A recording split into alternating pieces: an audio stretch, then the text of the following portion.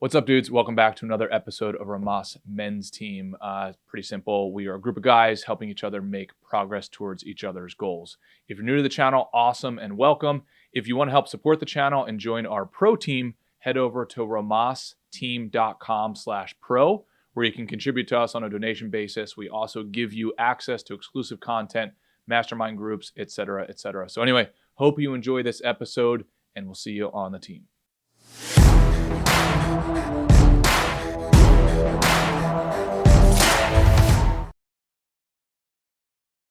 Mr. Ray, what is up, my friend?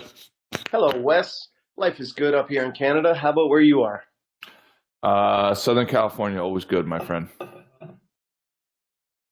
Right on. How was the weekend? The weekend was good, man. I spent a decent amount of time reading relationship stuff.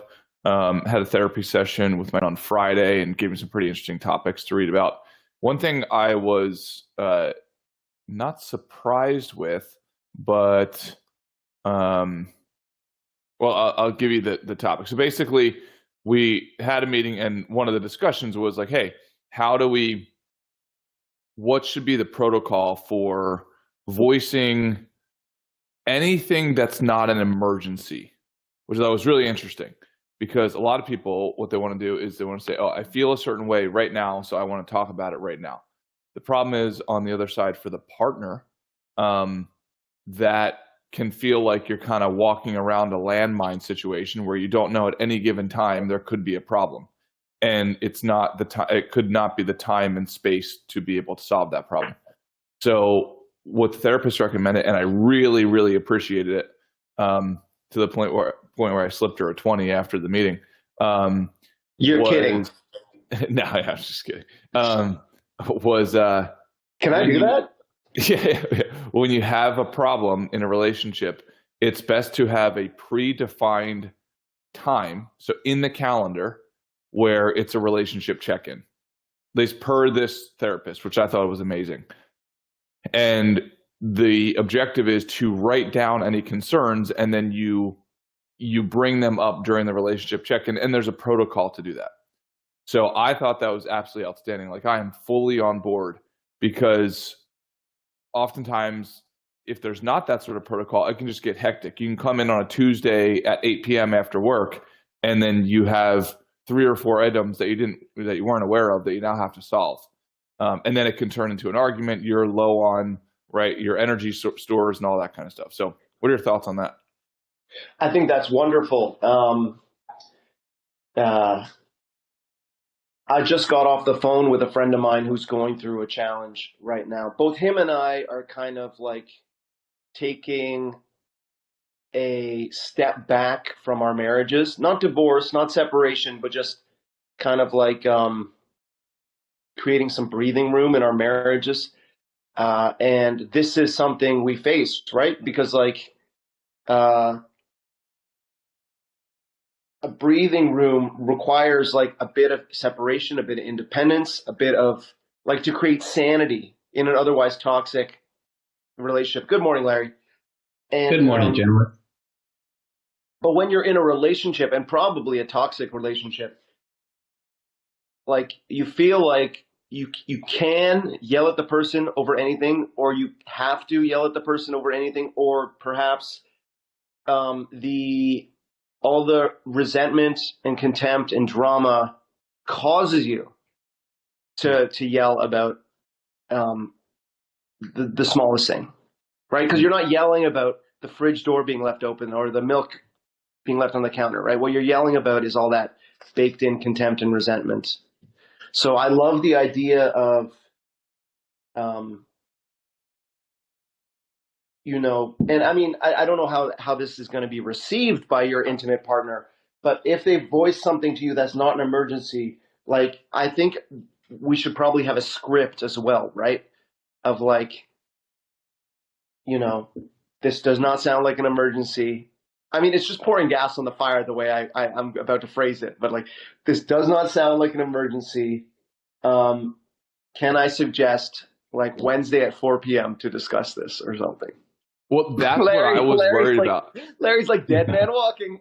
Yeah, no. So that's what I was worried about. And the therapist basically I mean, you could use a little more, a little more savvy positioning than that. But it's basically along those lines. And so, for instance, hey, I totally hear you. I completely understand. My energy stores are at like 1 right now. Is there any chance we could revisit this during our relationship check-in, on Tuesday, normally scheduled, something like that?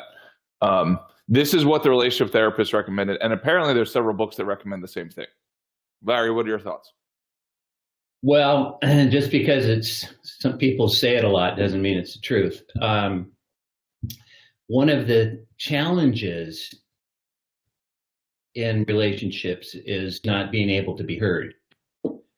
And whether or not it's timely, whether or not it's been pre-established that this is the time, so hold all your emotion until that period, I think that's a disaster waiting to happen. I think you have to have an IQ over 140 to be able to both agree to something like that and then have it work. Because what's going to happen by the time you get to the period where you discuss, there's so much animosity, there's so much issues that have been built up. The problem with the brain, remember, it can't stand a vacuum. So if I can't talk to you about what's going on, I'll make it up in my mind. And by the time we get together, I've already formed my conclusion.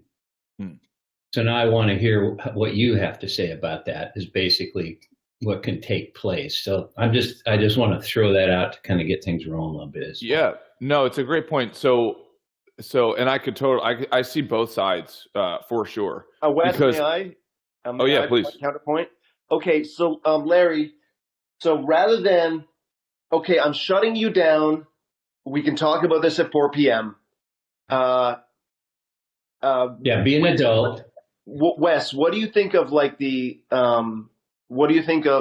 let's say you listen to her, but like ideally you could listen to her and it would be like, water rolling off a duck's back, right? Like be like the water, some kind of like very Buddhist thing where like you don't get activated by it. I think that's right. Like what I'm hearing from you, Wes, is that when someone comes at you, or how I experience this myself, truly, is when someone comes at me with something that isn't an emergency, I get activated and I get defensive and I'm like, yeah, well, you never, X, Y, Z. Yeah. Right. So to combine Larry's wisdom there, is there a way that maybe we can let them be heard but also not be activated by it and like schedule a time to really pick it apart later? Go ahead, Larry. Go ahead, Wes. Great question. Because I love the water on a duck's back sort of thing. It's like, yes, in a perfect world, like you're saying, Larry, in some sort of vacuum, could I just listen to the words and just let them flow around me and be like, okay, they're just words. That's fine. She's questioning my entire character of my entire. Yeah. No, so I think I would imagine. Well, so what the therapist also recommended was that in the meantime, you write out your own thoughts, basically suggesting that there's a certain amount of your own homework and emotional development that you have to do, and that contrary to what the general public believes, or at least from the therapist position, is that your partner is not just an open canvas at all times so that you can throw whatever color paint you want on that person. And you are responsible for managing your own emotions to a certain degree. Now, I do think it depends on the partner on the other side.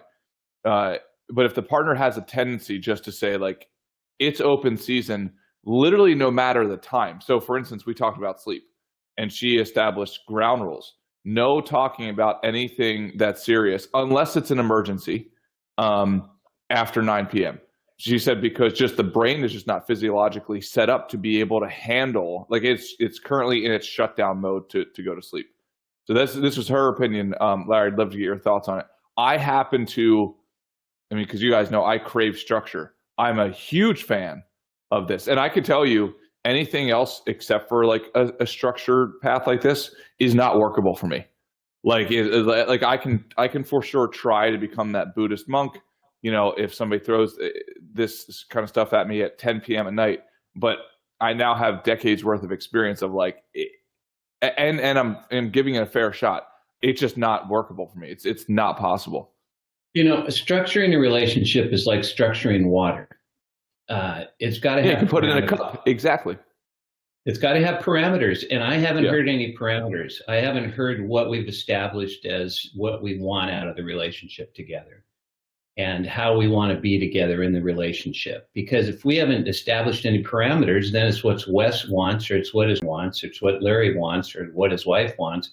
At any and given that's moment, where, right? That's like, where it all gets subject to change too, right? Just whatever you want in that moment. Yeah. Yeah, and if it is not in alignment, it's no different than establishing a sense of purpose and vision in a company. What are we arguing about? If it isn't in alignment with what we're attempting to accomplish and the values that we've chosen to live by, then perhaps we shouldn't be in the same company together. Because what we did is we started out that said we sell tires, and now all of a sudden you want to clean teeth.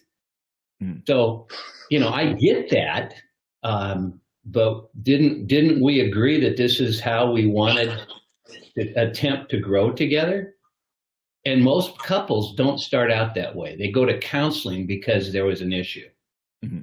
They don't go to counseling to say, let's build this amazing opportunity to have a relationship of a lifetime. Then when we get into our petty differences, the question becomes, it's going to get us where we want to go.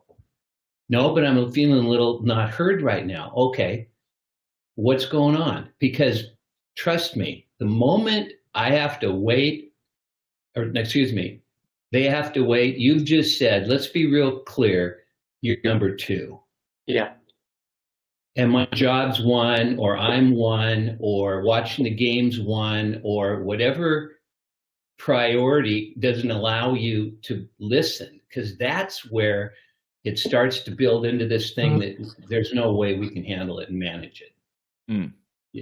Men are from Mars, women are from Venus. All of these concepts that when I get home, I want to go to my cave. I just want to have my beer and I don't want to talk. Well, that's great if you're a Neanderthal. But if you want to have any kind of a relationship with another human being, you need to be what's called available. But then make it relative to what both of you want in the relationship. Most people say, I do. They don't know how to raise kids. They haven't shared how to raise kids, what kind of home they want, how they want to spend money, et cetera, et cetera. So I just throw that in.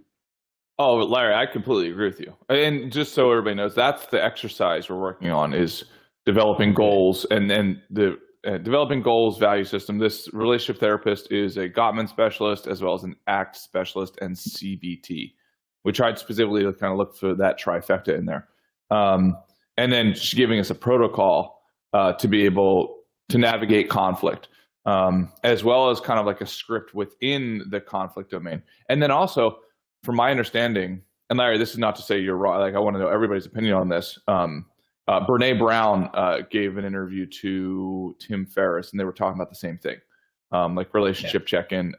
Now, Larry, what happens though if, well, first of all, what percentage of people would you say are equipped as an adult to be able to manage their emotions in a healthy way? I'd say 100% are equipped unless they've had some kind of lack of oxygen at birth. Mm-hmm. But I'd say that as far as awareness and having the tools, probably less than 5%. Okay, so 95%. So 95% do not have the tools. So is there an argument to saying that the therapist is giving us tools to the 95%, the probability of landing in the field that has, in the category that has the tools, is very close to zero? Is there a possibility the therapist is saying, hey, here are the tools and here's what we have found? Or are you just saying they're the wrong tools? No. I was saying those because you didn't start out with the fact that you first did the most important step, and then that's make sure that we can agree that this is what we'd ultimately like this amazing relationship to be, outside of just the lust and the infatuation stage. We'd really like to see what it would be like not to flip a coin, because right now, statistically, you're flipping a coin and when you get married. Yep. That half of them are going to fail. And I'm just saying that the same businesses are similar, except it's a larger percentage it's going to fail. but 50% are only the ones that chose to leave each other. There's probably another 40% making it up to 90. They're living a life of meaninglessness that are just not transparent. They're not talking anymore. He does his thing, she does hers. They raise the kids, and then they the classic example of staying together for the wrong reasons is, did I share this with you, where the couple in their he was 95 and she was 90, and were married for 75 years and went to a divorce attorney? No. And the divorce attorney goes, I have no problem divorcing you two, but you mind if I ask you a question? And they go, no. You've been married 75 years? Yes. Well, why do you want to get a divorce? Well, we had to wait till the children died. Whoa. Not turn 18, but like die of natural causes. Let's stay together for all the wrong reasons. Right. Because we're doing it for someone other than the two of us. And we raise children thinking this is love, this is what a relationship's like. And then without knowing it, it gets pre-programmed and they go out and find someone similar. Because it's comfortable. And we love comfort we appall any kind of conflict. That's why guys, particularly, nothing's wrong. Everything's good. Do you mind if we talk? Hey, is it an emergency? Are you bleed? I don't see any blood. This sounds like a you problem. Hey dudes, sorry for the interruption here. Just wanted to let you know, if you want to join our pro team, go to romasteam.com/pro. You can help support the channel. You will also get access to exclusive content, masterminds, one-on-one sessions, etc. All right, back to the episode. Right. If you would just be happy, we'd have a great relationship. So you're dealing with something, you talk about Renee Brown, and who's all about empathy and how many people get it wrong. And she's just really making sure that we have some autonomy, that we are unique within ourselves. And then what we do is we try to bring our independence to another human being so that we can be greater than self. And not to be codependent, not that, God, I just needed sex and you're willing to give it to me, or I just needed money and you happen to have it, or I just needed to feel good about myself and you make me feel that way. Those are some of the reasons why things fall apart, because we're getting our needs met instead of fulfilling and adding from the vibrancy of our own life and our own growth, whether it be a good day or a bad day, to the relationship, which it sounds, Wes, like you want to do, which is not surprising that you're going into this from a methodical perspective, but you're also all heart.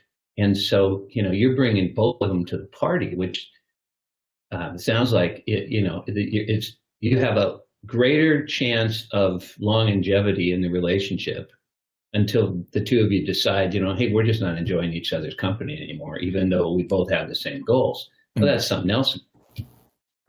Yeah, well, and I'm just reading the comments over here on the side. So Ray, let me throw the ball to you as well. What, tough act to follow, the West. Very tough act to follow. This guy. Yeah.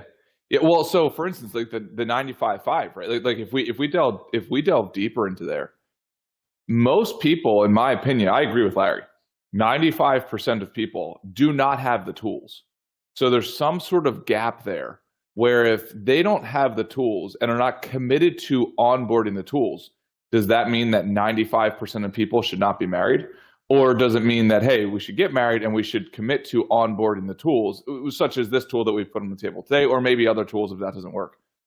But it feels to me like just having open season when you don't have the tools is probably also, it seems like it's setting us up for some sort of disaster as well, to the point where if you have, like, almost, isn't that what a child is? Like a child, we tell them, hey, don't throw a tantrum over this thing, right? Like we don't tell a child, your feelings are valid. Like everybody knows, okay, not questioning whether or not you feel that. It's obvious that because you just punched a hole through the drywall, it's obvious that you feel that way. Therefore, it seems valid that you feel this way. Or not, you're not lying about the emotion. But the reason that you punched a hole through the drywall is probably distorted, right? Given the fact that you did it to the drywall in the other room last week, there's probably something there. Yeah. So we need to give this person a tool to work through their emotions. I mean, this is, in my opinion, is what cognitive behavioral therapy is all about, right? Like the 10 cognitive distortions, you're thinking about this incorrectly. Absolutely. And how many classes do we all remember having in school about relationships? How many do we remember? Right, 0. And how many parents have come to schools and said, what are you doing trying to raise my children? Mm-hmm. I'll teach them relationships. Right. And, and that can come from the right spot. It's something that it's pretty simple to have a wonderful relationship. And that is to be concerned and care about the growth of the person you're with. Mm. If you don't care and you don't have the growth, it's back to Roosevelt's statement, people don't care what you know until they know that you care. And that to me is one of the fundamental laws of a relationship. If how are we showing we care? Because I chose to meet with you. And then Wes, this is totally out of context with what you said. So please don't misunderstand. Yeah, no. Larry, I don't have feelings. I can't get offended. So go ahead, buddy. Of course I care. I saved Thursday evening at 5:05 p.m. to be available for you to download now. What a miserable week you had. There's preconceived notions that come into play. And one of the elements that's most difficult for all of us is we're the only ones looking out of our eyes. And all we see, because of how our brain operates, is the movie we've created for ourselves. We can't see anything else until we create a new movie. Mm-hmm. Which is what you're doing in your relationship, Wes, is you guys are establishing a future of, let's communicate this way. This sounds like this is what we want ultimately in our relationship. Mm-hmm. We seem to be a little off on how we both think about money. Rather than talking about the best way with money is why don't we find out what it is that we'd like our money to do? And then again, we're pulling vision back into it. And now we have a double. Yeah. He has just cloned himself. I love it.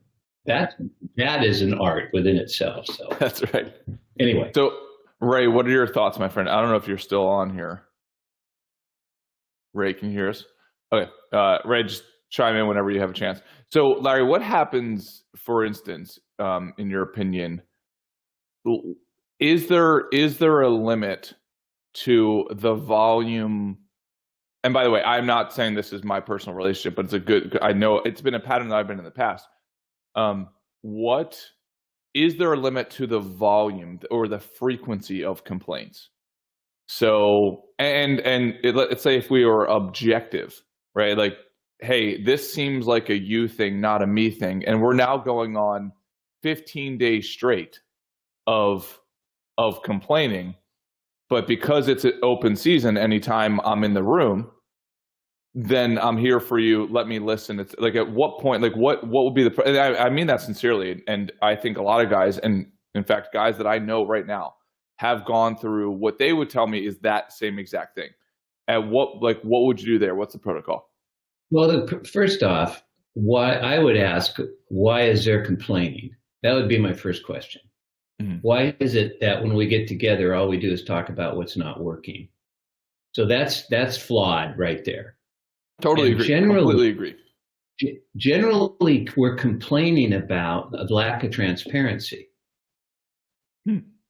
So when there is an issue, it's like it's washed over as this isn't important, so I'm not going to share it right now.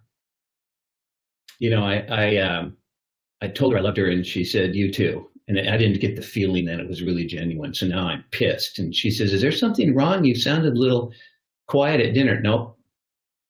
Because we're embarrassed to say we got upset about, and we didn't want to share it because we didn't think it was that big of a deal. And yet we've still it's a big deal inside of us. Mm.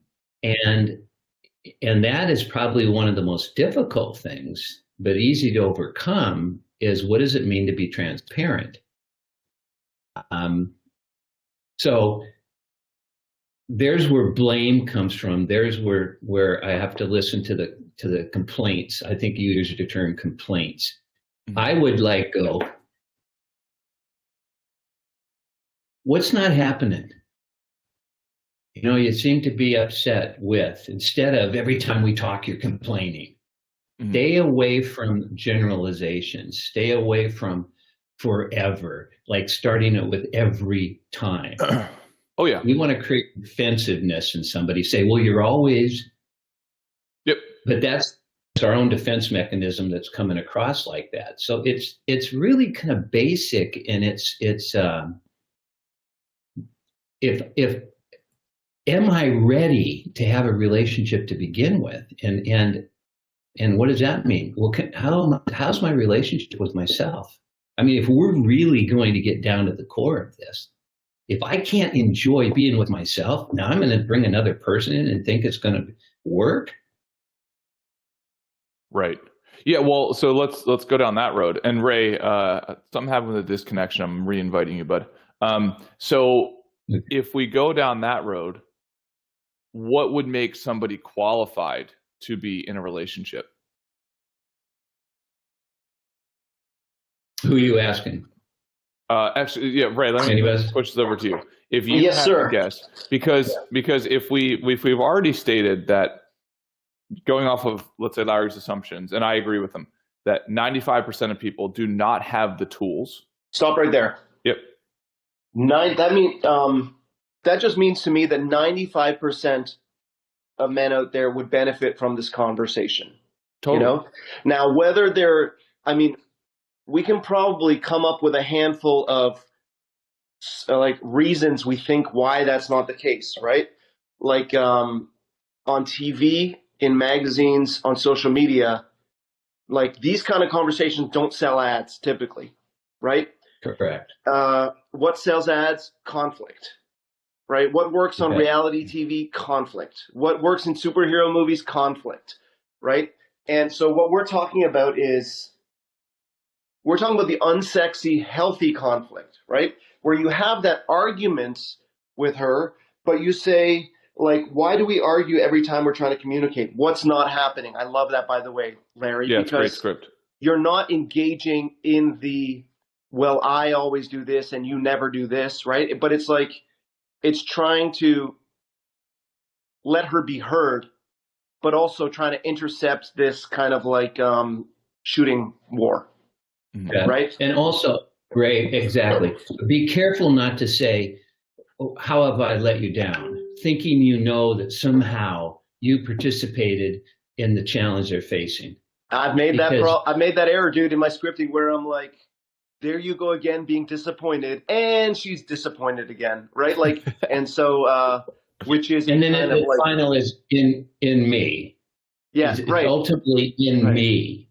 Right. But Larry, but if I'm going to speak my truth, that is the problem. I like the kind of questions you set up, I phrase the following way: what's wrong with the status quo, right? And so I don't feel respected, I don't feel supported, I feel you're disappointed in me, and I feel like you're endlessly disappointing me. That's my journaling that's going on, right? But then yes. So what's the problem with saying I feel like you're endlessly disappointed in me? Intention. It's easy for that to come across defensively. It's easy for that to come across. Here you are again, disappointed in me. So it's impossible to make you happy, kind of thing, right? That's probably how she's going to hear it. So remember, of what comes out of our mouth. They're called words. Mm-hmm. We think they make up so much of but we know that they make such a small percentage of what our meaning is. That the meaning comes from tone of voice and body language. Mm-hmm. If the tone of voice is accusatory, blaming, finding fault, talking about a shortcoming, then all you're going to get is defensiveness or shutdown. You're not going to get any response. If it comes across from the intent of, I want to be a part of an environment where we can both be happy and successful, if that's where you're coming from, and you better get in alignment first before you open your mouth. Because remember, we've shared this before, what Emerson said, who you are speaks so loud I can't hear what you're saying. Mm-hmm. That already said complaint. But that tells it up here. Oh, sorry, Larry. But for some reason, I think your internet's coming out. Is that the same thing for you, Ray? While we listen. Yes, Wes. I'm only hearing like 3 out of 4 words from Who's Larry. Internet? They're juicy. Like it's still lots to munch on. Like so the like the Larry, I think it's your internet. Sorry, ready to cut you off. Yeah, it's pretty choppy on our side. We're still getting lots to munch on from you, Larry. Like, so Ray, in the meantime, go ahead. Okay. So like what is wrong with the status quo is the first question. What is the change I'm hoping for is the second question. And what is the relationship I want is the third, right? So like, what is wrong with the status quo is the past. What's the change I'm looking for is the present steps. And what's the relationship I want is the future, right? And what Larry said is like an environment where we both feel loved and supported. Like that is the way to communicate more effectively I feel like you're endlessly disappointed in me idea. Right. Well, now we're just looking for the time frame to wrap it up. I mean, that's what's the next step is. Mm-hmm. I don't want to be around someone who's ultimately disappointed in me. How am I going to grow and nurture and develop and think anything positive about myself if everybody I talk to says, boy, you're a loser? So we certainly don't attract another human being and then expect that to be the type of relationship. But if we haven't done what Wes is talking about, established how we want it to be, if in your case, Ray, you just don't seem to want to make any money. You just rely on me. I'm always the one contributing. You think this little thing with your art is going to really be anything. This hobby. I can feel a lot of animosity coming from you right now, and I can see how this has really upset you. What is it that's really bothering you, honey, about my inability right now to bring in the type of income in? What is it that you're upset about?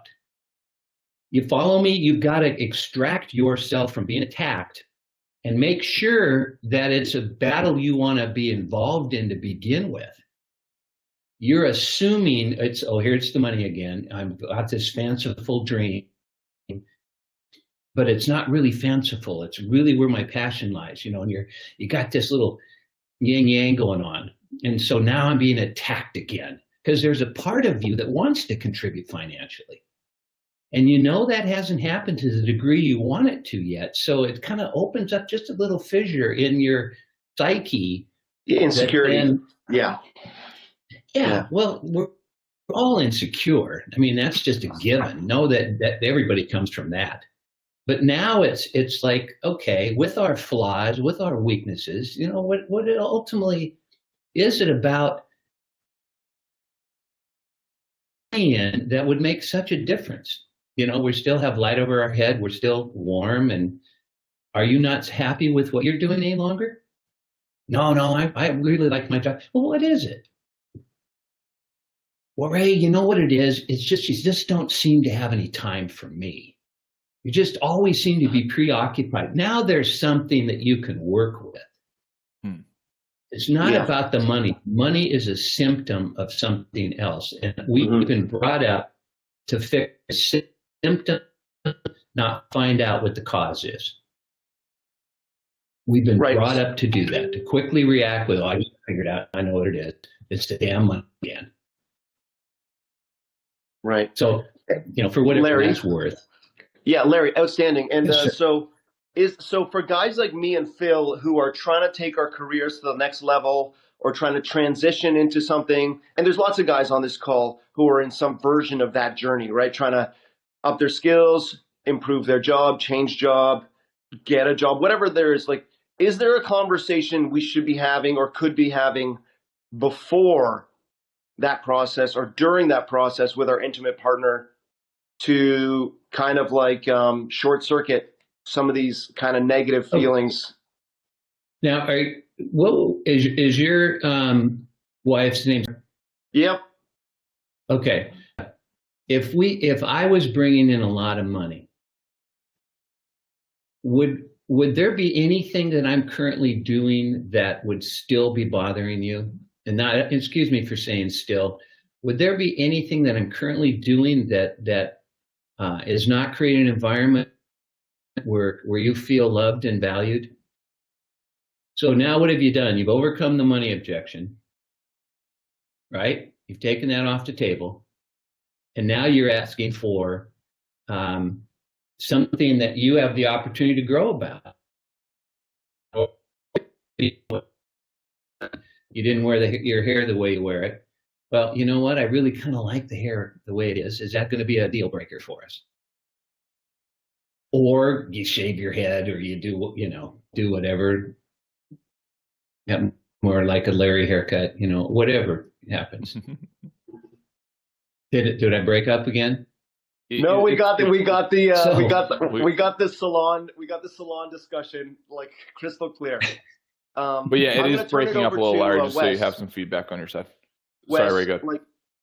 Wes, how about you? Like, do you have any thoughts on like a conversation that we can have with our intimate partners to kind of intercept what will potentially be frustration, like that, boiling over at some point? Well, so what comes up for me when we talk about this is kind of like the whole study of economics is that the whole study of economics assumes a rational actor on the other side. But then we get into behavioral economics, which says that's not the case. Like even like the supply and demand does not work in the case of luxury goods, for example.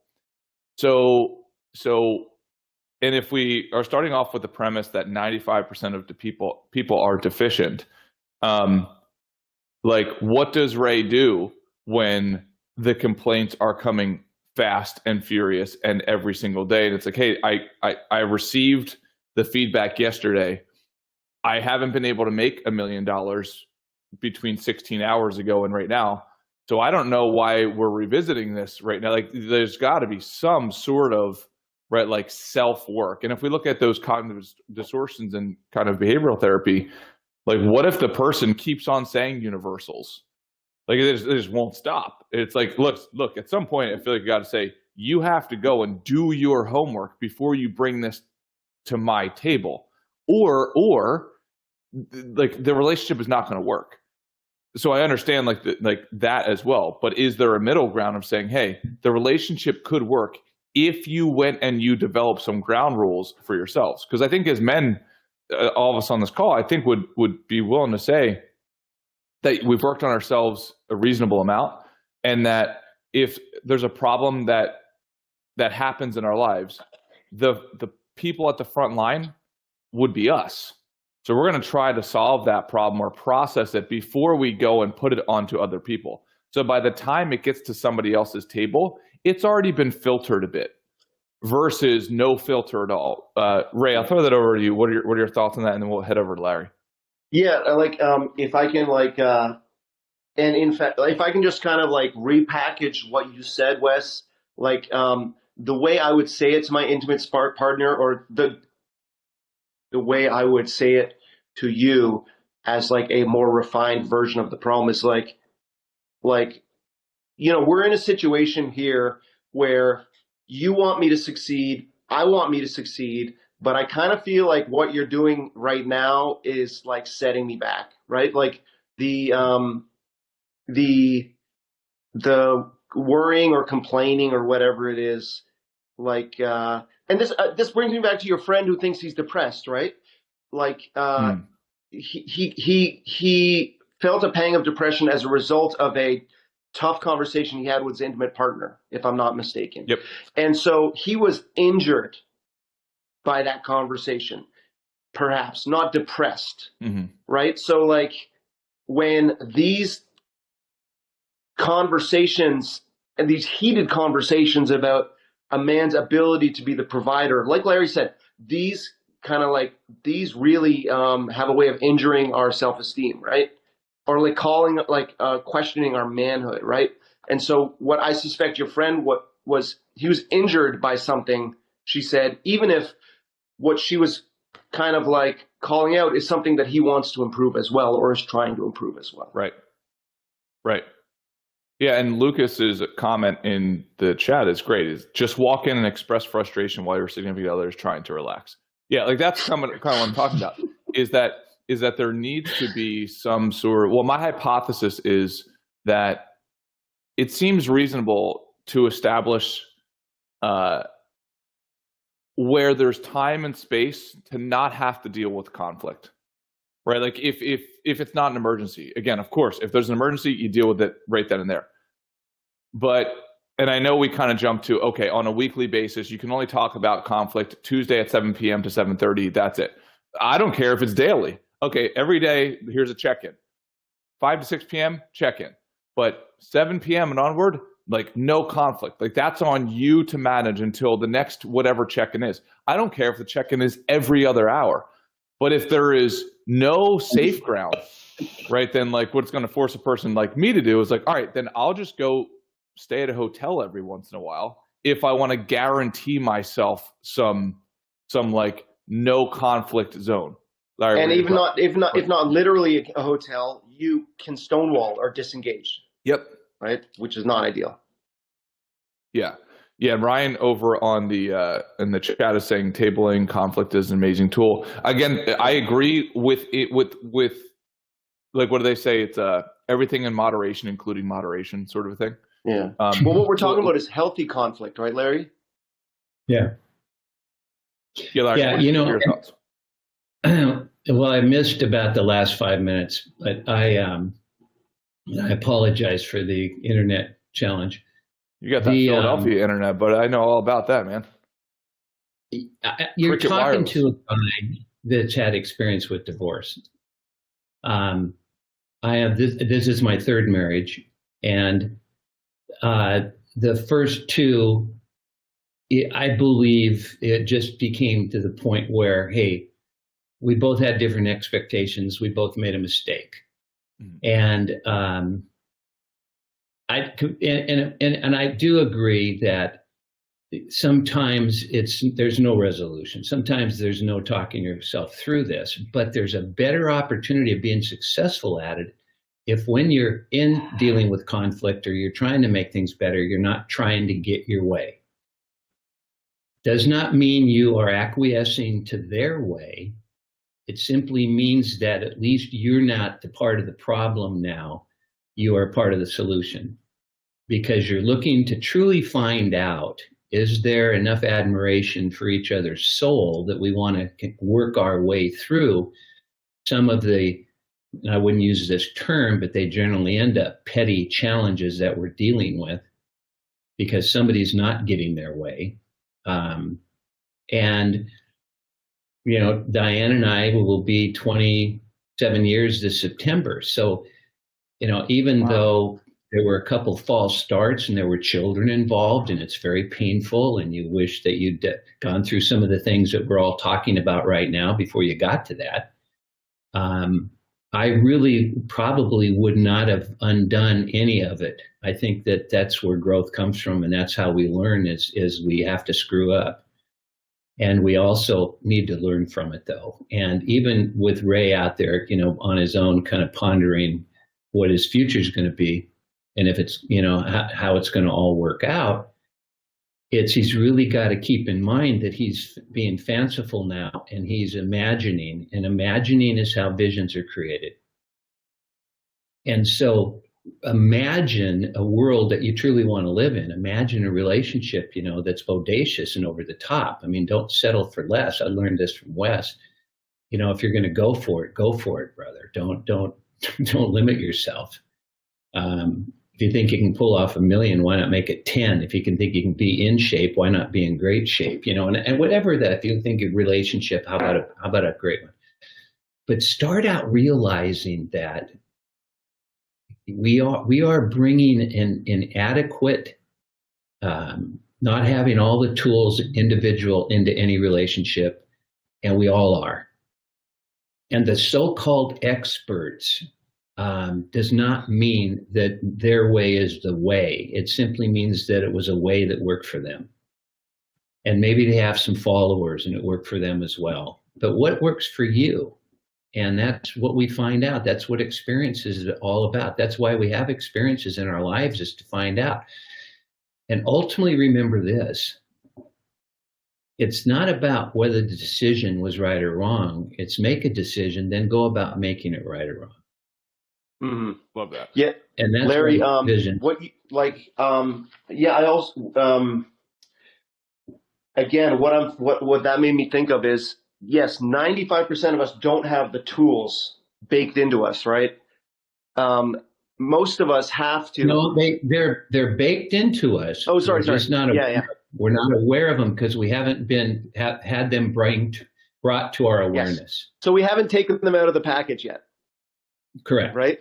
So 95% of us haven't taken the tools out of the wrapping yet, and a lot of us have to hit a rock bottom to learn and grow, right? And we talked about that in the 12-step program, right? So in a way, like the status quo for a lot of us, the status quo has to become unmanageable before we unwrap these tools and start using them. And I think that's perfectly okay, right? Like there's nothing defective or flawed in you, me, Wes, if we have to screw something up and learn the value or learn that lesson, In fact, some would say that's the only way we learn anything, right? Is by having something and getting it taken away from us, and then having to earn it back the hard way.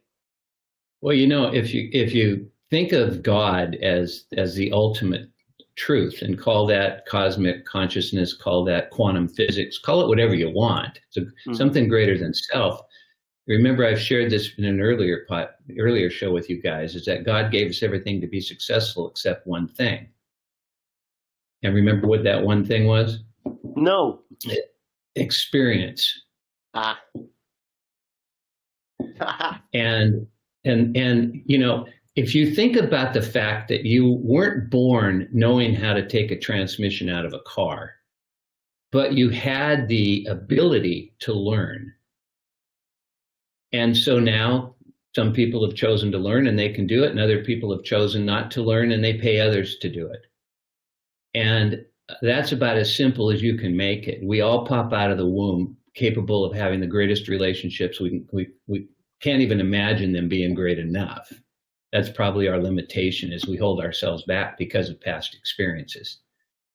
But we certainly have the innate ability to accomplish whatever it is. And that's why it doesn't matter which theologian or guru or Eastern religion you're looking at, is whatever a man can conceive, he can achieve. And we see evidence of that everywhere. So why not in ourselves? We're not born inadequate. Get over that. We may have had some tough times and some rugged experiences to go through. We may be struggling continually and now, but that's part of it. And then when we embrace it and find some joy in it, then it isn't a struggle any longer. It's an adventure and it's exciting. Have you ever gone down a river in an inner tube with some beers and buddies and you're having fun, and then all of a sudden somebody says, "Did you hear that?" And you go, "What?" And it's this kind of sound, and you listen to it and it's starting to get a little louder, and pretty soon it's a roar.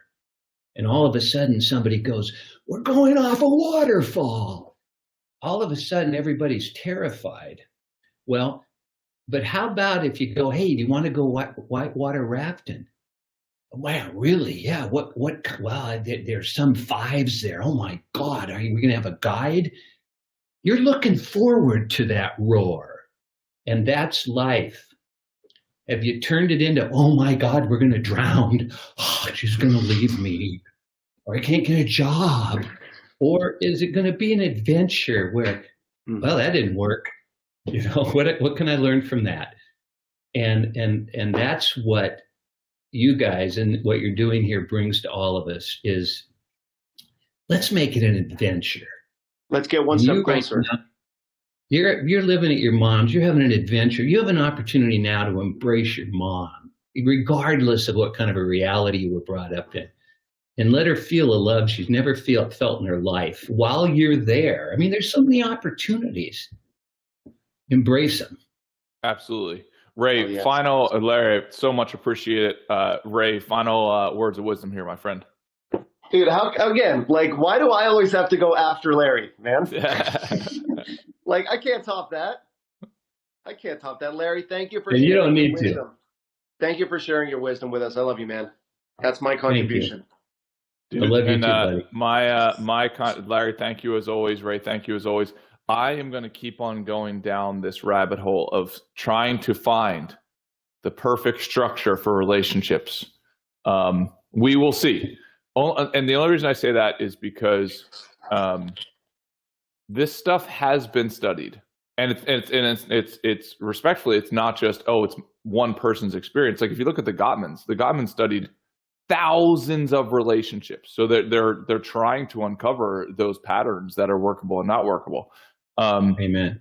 So there's somewhere between. So there's somewhere in the middle. So I'm trying my best to find that.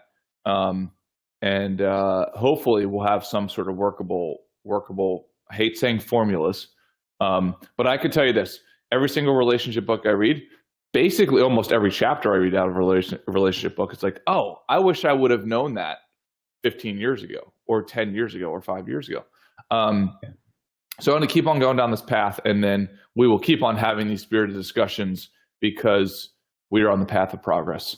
Thank you, my friends. Love you both. So whether you figure out that formula or not, no more sleepwalking through life. That's for sure. 100%. All right, dude. Wake up. Love you guys. Great day. Later. Love you guys.